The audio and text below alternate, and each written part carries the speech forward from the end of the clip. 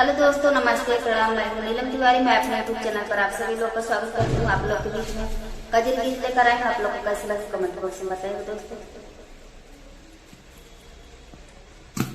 हरे हरे बन के ओ हरिये सुगनमा मान लेते हमारो कहनमा।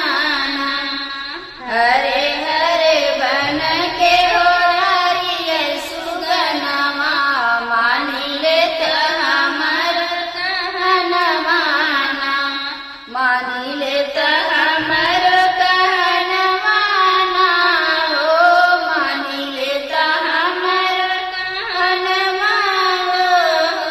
बाबा आगे खबर देता मोरे सुगना बेटियन कर रो मैया गनमाना। बाबा आगे खबर देता मोर सुगनमा बेटियन कर रो मैया गनमाना।